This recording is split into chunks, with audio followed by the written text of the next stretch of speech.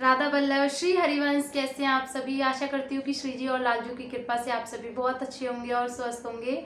और आप सभी मेरे श्री जी और लालजू के दर्शन कर लीजिए। बहुत प्यारे लग रहे हैं दोनों बच्चे, और दोनों ने आज काले रंग की पोशाक धारण करी है। और फ्रेंड्स, आज की जो वीडियो है वो राम नाम लेखन की ऊपर ही है।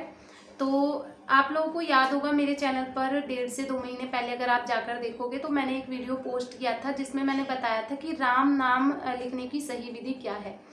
जब मैंने उस समय पर राम नाम लिखना शुरू किया था, मैंने खुद फर्स्ट टाइम से राम नाम लिखना शुरू किया था, तो उसका मैंने वीडियो बना करके आप लोगों के साथ में शेयर किया था, पोस्ट किया था। और इसी के साथ में मैंने बोला था कि इस राम नाम लिखने के बाद मेरा जो भी अनुभव रहेगा वो भी मैं आप लोगों के साथ में शेयर करूंगी। तो आज इसी टॉपिक पर हम बात करेंगे कि क्या आखिर होता है राम नाम लिखने से, क्या सच में हमारी मनोकामनाएं पूर्ण होती हैं या नहीं होती है, या फिर राम नाम हमें क्यों लिखना चाहिए, किस तरीके से लिखना चाहिए, अगर लिखे तो हमें कैसे लिखना चाहिए। और इसी के साथ में बात करेंगे कि जो राम नाम हम लिखते हैं उसके बाद में जो कॉपी हमारी भर जाती है उसका हम क्या करें। तो वीडियो को आप पूरा जरूर देख लीजिएगा, बहुत ही इन्फॉर्मेटिव वीडियो है। और वीडियो अच्छा लगे तो वीडियो को लाइक कर दीजिएगा, चैनल को शेयर कर दीजिएगा, वीडियो को शेयर कर दीजिएगा, और चैनल पर पहली बार आए हो तो चैनल को सब्सक्राइब भी कर लीजिएगा। तो चलिए शुरू कर लेते हैं। तो फ्रेंड्स देखिए, इस तरीके से मैंने ये एक नॉर्मली कॉपी ली थी। ये नॉर्मली कॉपी है जैसा हम स्कूल में बच्चों के लिए लिखने के लिए लेते हैं ना, ये स्टेशनरी की शॉप से मैंने नॉर्मली ऐसी कॉपी ली थी क्योंकि फर्स्ट टाइम मैंने लिखा था। कॉपी आप किसी भी तरीके की ले सकते हो, चाहे तो पूरे प्लेन जो आती है ना जिसमें कोई भी लाइनिंग वगैरह नहीं होती वो भी आप ले सकते हो, या लाइनिंग में भी ले सकते हो, या फिर राम नाम लिखने की भी एक कॉपी आती है जिसमें यहाँ पर लिखा होता है कि राम नाम लिखने के लिए, उसमें यहाँ पे लिखा होता है और उसमें इसी तरीके से लाल कलर से जो है लाइनिंग बनी होती है। तो वो उस तरीके की भी आप ले सकते हो, जैसी भी आपकी मर्जी है वैसी आप ले सकते हो। कि अब हम बात करते हैं कि हमें राम नाम जब हम पहली बार लिखेंगे तो हमें कैसे राम नाम लिखना शुरू करना है। तो देखिए, सबसे पहले पन्ने पर ये देखिए, यहाँ पर कॉपी का सबसे पहला पन्ना है ये, और यहाँ पर देखिए मैंने यहाँ पे हल्दी से जो है स्वास्तिक बनाया था बीच में, आप देख सकते हो बीच में ये स्वास्तिक बना हुआ है, और यहाँ पर ऊपर की तरफ में जय और नीचे की तरफ में श्री राम लिखा हुआ है। तो यहाँ पे जय श्री राम लिखा हुआ है और बीच में यहाँ पे स्वास्तिक बना हुआ है। स्वास्तिक हम इसलिए बनाते हैं क्योंकि स्वास्तिक जो है शुभता का चिन्ह होता है, इसे शुभता का प्रतीक माना जाता है। तो इसीलिए हम इसे जो है शुभ कारक मानते हैं, तो इसीलिए हम स्वास्तिक बनाते हैं। अब देखिए, सबसे पहले हम ये जान लेते हैं कि हम राम नाम लिखते क्यों हैं।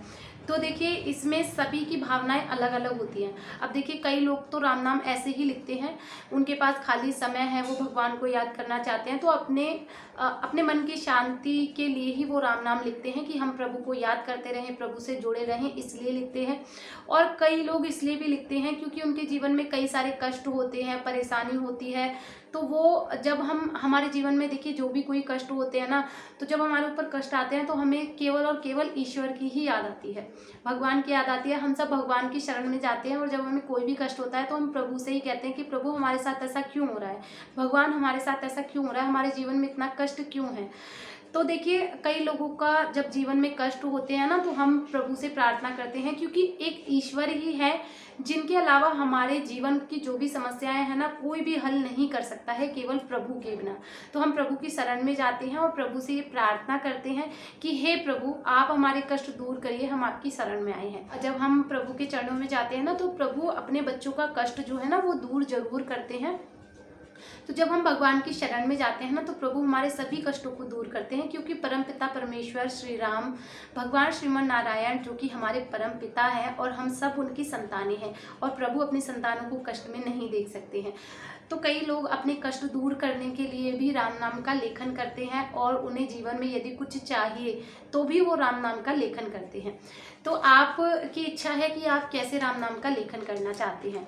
तो देखिए, कोई बुराई नहीं है प्रभु से मांगने में। अगर आप अपनी किसी मनोकामना की पूर्ति के लिए, इच्छा पूर्ति के लिए यदि आप राम नाम का लेखन करना चाहते हैं तो इसमें कोई भी बुराई नहीं है, क्योंकि भगवान की हम सभी संतानें हैं, वो हमारे माता पिता हैं, और माता पिता से कुछ भी मांगने में हमें संकोच नहीं करना चाहिए। चाहिए। आप चाहें तो इच्छा पूर्ति के लिए भी लिख सकते हैं, नहीं तो आप केवल परमात्मा से जुड़े रहने के लिए, उनका धन्यवाद करने के लिए भी राम नाम का लेखन कर सकते हैं, ताकि आप प्रभु से हमेशा जुड़े रहें। और हमारे जीवन में इतने सारे कार्यकाल होते हैं, इतने सारे हमें काम होते हैं, हमारा जीवन जो गृहस्थ में होता है ना, उसमें हम बहुत ज़्यादा व्यस्त होते हैं और उसमें हमें अपने लिए भी समय निकालने का समय नहीं होता है। तो ऐसे में हम प्रभु के लिए भी समय नहीं निकाल पाते हैं। तो इसी बहाने से अगर आप राम नाम करते हैं, राम नाम लिखते हैं, तो आपका कुछ समय जो है वो भगवान के लिए निकल जाता है, भगवान के श्री चरणों में अर्पित होता है। तो ये भी बहुत अच्छा है। आप बिना किसी इच्छा के भी लिख सकते हैं, या अगर आपकी कोई इच्छा है तब भी आप लिख सकते हैं। ठीक है। तो देखिए, जिनकी कोई भी मनोकामना नहीं है, केवल वो अपनी केवल भगवान का धन्यवाद करने के लिए और प्रभु को याद करने के लिए राम नाम का लेखन कर रहे हैं, तो वो पूरे पेज पर राम नाम लिखेंगे। उसके बाद अगले पेज पर भी आप राम नाम लिखेंगे। कोई भी मनोकामना यदि आपकी नहीं है तो आप उसे ना लिखें। और जो लोग मनोकामना पूर्ति के लिए किसी इच्छा से राम नाम लिख रहे हैं, तो देखिए, आपको पूरे पन्ने पर राम नाम का लेखन करना है और उसके बाद में यहाँ नीचे आपको आकर के कुछ लाइनें छोड़ देनी है, जहाँ पर आपको अपनी जो है मनोकामना लिखनी है। वहाँ आपको पास से दिखा देती हूँ, आप देख सकते हो। यहाँ पूरे में मैंने राम नाम लिखा है, इसके बाद नीचे आपको दिखेगा तो यहाँ पर मैंने अपनी मनोकामना लिखी है। इसी के साथ में यहाँ साइड में जो जगह होती है ना, आप यहाँ पर भी अपनी मनोकामना लिख सकते हैं, जैसे कि मैंने लिखी है, आप देख पा रहे होंगे। ये देखिए, यहाँ पर भी मैंने अपनी मनोकामना लिखी है। मनोकामना लिखने के बाद सबसे नीचे आकर के आप लिखेंगे कि हे हनुमान जी, आप मेरी मनोकामना पूर्ण करें। और इसी के साथ में अगर आप कोई टाइम पीरियड चाहते हैं, अगर आप चाहते हैं कि आपकी मनोकामना जल्दी पूरी हो जाए, तो आप वो टाइम पीरियड भी यहाँ पर लिख दीजिए। जैसे कि अभी से अगर आप राम नाम लिखना चाहते हैं, तो अभी चल रहा है मई का ही महीना भी चल रहा है। तो अगर आप अभी से लिखना चाहते हो तो आप मई और डेट अपनी लिख दीजिए। अभी से लेकर के आप 2 महीने में, 3 महीने में या 6 महीने में, जब तक भी आप चाहते हैं कि मेरी मनोकामना इस समय तक पूरी हो जाए, तो आप लिख दीजिए। जैसे कि मैं चाहती हूँ कि दिसंबर तक मेरी मनोकामना पूर्ण हो जाए, तो आप यहाँ पर मई से लेकर के दिसंबर तक के बीच की डेट डाल दीजिए और यहाँ पर आप लिख दीजिए कि हे प्रभु, हे हनुमान जी, इस समय के बीच में मेरी मनोकामना पूर्ण हो जाए और मेरी मनोकामना इस समय के बीच में पूर्ण कीजिए। और इसी के साथ में आप लिखेंगे कि धन्यवाद हनुमान जी। ये आप लिखना बिल्कुल ना भूलें, ठीक है। और इसी तरीके से आप यहाँ साइड में भी लिख सकते हैं, ठीक है। तो इस तरीके से आपको लिखना है। उसके बाद अगले पेज पर, ठीक है, उसके बाद देखिए, किसी ने मुझे कमेंट करके पूछा था कि दीदी क्या हर पेज पर मनोकामना लिखनी है? तो जी नहीं, एक जो पहला पेज आप लिखेंगे ना, उसी पर आपको मनोकामना लिखनी है। अगले पेज पर आपको मनोकामना नहीं लिखनी है। अगले पेज से आपको हर एक पेज पर राम नाम लिखना है, केवल राम नाम लिखना है नीचे तक। और इस तरीके से ये देखिए, जैसे मैंने लिखा है ना, इस तरीके से आपको प्रत्येक पेज पर राम नाम लिखना है। आपको फिर मनोकामना नहीं लिखनी है, आपको केवल राम नाम जो है वो लिखते चलना है इस तरीके से। और आपको जब भी समय मिले, जितना भी समय मिले, आप ऐसे लिख सकते हैं। अब क्वेश्चन आता है कि हमें राम नाम जो है कितनी बार हम लिख सकते हैं या कितने पन्ने एक दिन में लिख सकते हैं? तो देखिए, ये आपकी इच्छा है। अगर आप कोई संकल्प लेकर के कर रहे हैं कि मैं एक दिन में 1 पेज लिखूंगी या फिर 2 बार लिखूंगी, या अगर आपने संकल्प लिया है कि मैं एक दिन में 2 पन्ने लिखूंगी, तो फिर आप उस तरीके से भी लिख सकते हो। तो एक दिन में अगर आपने 2 पन्ने लिखने का संकल्प लिया है, यदि आपने कोई संकल्प नहीं लिया है, आपने सिर्फ ये है कि मैं प्रतिदिन रोजाना लिखूंगी, लेकिन आपको लिखना रोज है। चाहे आप एक दिन में 2 पन्ने लिखिए, 3 पन्ने लिखिए, 4 पन्ने, ये आपकी इच्छा है। आपको जितना भी समय मिलता है, आप जितना भी लिख सकते हो आप लिखिए। आप चाहें तो सुबह शाम भी लिख सकते हो। जैसे कि मैं लिखती हूँ तो मैं सुबह शाम भी लिख लेती हूँ। जैसे भी मेरे पास समय होता है, जब मैं सुबह के समय पूजा करती हूँ, तो पूजा करने के बाद में ही मैं साथ ही में 1 पेज डेली प्रतिदिन लिखती हूँ। उसके बाद अगर मुझे शाम के समय भी समय होता है ना, तो मैं शाम को भी लिख लेती हूँ। और अगर कभी कभी समय नहीं होता तो सुबह या शाम किसी एक समय में मैं लिख लेती हूँ। तो आप भी इसी तरीके से लिख सकते हो। एक दिन में 2 पेज, 3 पेज या 1 पेज, जितनी आपकी इच्छा है आप लिख सकते हो, ठीक है। उसके बाद में किसी ने मुझसे पूछा था, इसे लिखने के बाद में हमें इसका करना क्या है? जब ये आपकी पूरी कॉपी कंप्लीट हो जाए, पूरी कॉपी ये भर जाए, तो ये आपकी पहली पुस्तक है। आप इसको संभाल करके अपनी तिजोरी में रखिए। आप चाहें तो इसको लाल कपड़े में भी लपेट कर रख सकते हैं।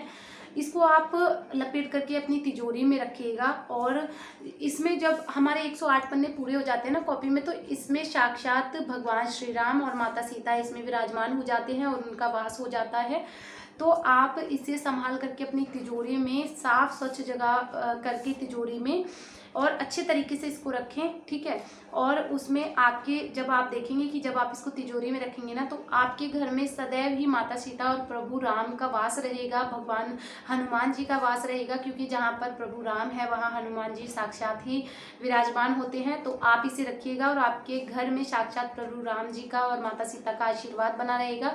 आपके घर में कभी भी कोई संकट विपत्ति नहीं आएगी, आपके घर में कलह कलेश होता है तो नहीं होगा, और आपके घर में आप देखेंगे कि आपके जीवन में काफ़ी सारे बदलाव आ रहे हैं, परिस्थितियाँ सुधर रही हैं, साथ ही धन की भी आपके घर में कोई विशेष कमी नहीं होगी। तो आप ये जरूर करके देखिएगा।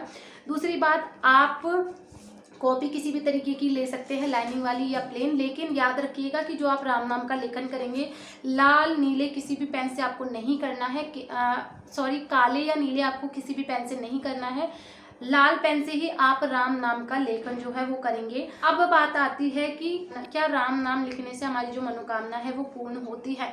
तो देखिए, मैं आपको अपना एक्सपीरियंस बता रही हूँ, अपना अनुभव आप सभी के साथ में शेयर कर रही हूँ।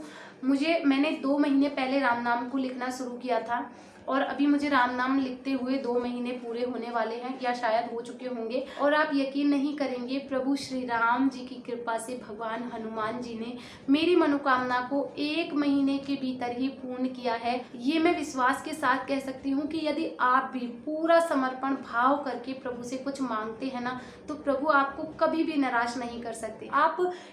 आप इस विश्वास के साथ लिखिए कि आज नहीं तो कल प्रभु से यदि मैंने कुछ मांगा है तो प्रभु मुझे देंगे अवश्य। किसी के जीवन में दुख आया है तो उसके जीवन में सुख भी आएगा, ये बात आप सभी जानते हैं।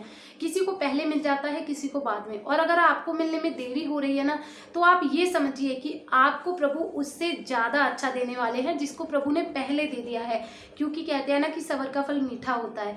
तो आप विश्वास रखिए, सब्र रखिए, आपको प्रभु जरूर देंगे। आपके मन में देखिए श्रद्धा भी होनी चाहिए। ऐसा नहीं है कि आपने अपनी मनोकामना पूर्ति के लिए आपने लिख दिया है, प्रभु मेरी ये मनोकामना पूर्ण होनी चाहिए इसलिए मैं आपका राम नाम का लेखन कर रहा हूँ, ऐसा नहीं है। आपके मन में प्रभु के प्रति भाव भी होने चाहिए, प्रेम भी होना चाहिए। आप अपने आप को समर्पण कर दीजिए। जैसे कि जब आप राम नाम लिखे तो आप प्रभु से हाथ जोड़कर ये आग्रह कीजिए, ये संकल्प लीजिए कि प्रभु मेरी जो भी समस्याएं हैं मेरे जीवन में, मैं उन सभी से लड़कर थक चुका हूँ, मैं हार चुका हूँ और अब मैं नहीं लड़ सकता। मेरे जीवन में जो भी कष्ट हैं उनका निवारण केवल आप कर सकते हैं प्रभु, और मैंने अपने जीवन की डोर आपके हाथ में दे दी है। अब आप जैसा करें प्रभु, मैंने अपने आप को आपको समर्पित कर दिया है। आप अच्छा करेंगे बुरा करेंगे, मैंने सब आप पर छोड़ा है, और मैं आपको लिख करके दे रही हूँ कि आप जो भी प्रभु से मांगेंगे ना, प्रभु आपकी सभी मनोकामनाओं को पूर्ण करेंगे। तो आप भी विश्वास के साथ लिखिए। प्रभु को जो है, देखिए प्रभु जो है ना, भाव के ही तो भूखे होते हैं। हमारे भगवान को हमसे क्या चाहिए? हमारे भगवान के पास क्या नहीं है? जो परम पिता परमेश्वर है, जिन्होंने पूरी सृष्टि को बनाया है, उनको भला हमसे क्या चाहिए होगा? वो केवल प्रेम के भूखे होते हैं। आप जो है ना पूरा समर्पण प्रभु के चरणों में कर दीजिए। उसके बाद आपकी कोई भी समस्या आपकी नहीं रहेगी, वो प्रभु की समस्या बन जाती है। उसके बाद उसका निवारण कैसे करना है, आपके कष्टों का निवारण कैसे करना है, वो सब आप परमात्मा पे छोड़ दीजिए। प्रभु अपने आप जानते हैं कि उन्हें कैसे क्या करना है। वो अपने आप आपके जीवन में जो भी कष्ट हैं उन्हें दूर करके आपके जीवन में नए रास्ते खोलेंगे। तो आप विश्वास करिए परम पिता परमेश्वर पर, और प्रभु का नाम लेते रहिए, प्रभु का स्मरण करते रहिए और प्रभु का ध्यान करते रहिए। आई होप कि आज का वीडियो आप सभी को अच्छा लगा होगा। वीडियो थोड़ा सा भी हेल्पफुल लगा हो तो वीडियो को एक लाइक कीजिएगा, शेयर कीजिएगा, चैनल को सब्सक्राइब कर दीजिएगा। अगर आप कुछ भी पूछना चाहते हैं तो आप बेझिझक मुझे कमेंट कर सकते हैं, पूछ सकते हैं। मैं आपको पूरी कोशिश करूँगी बताने की। तो चलिए, अभी के लिए वीडियो बहुत लंबा हो गया है, तो जल्दी अगले वीडियो में मिलेंगे। तब तक के लिए आप सभी को राधे राधे, हरे कृष्णा।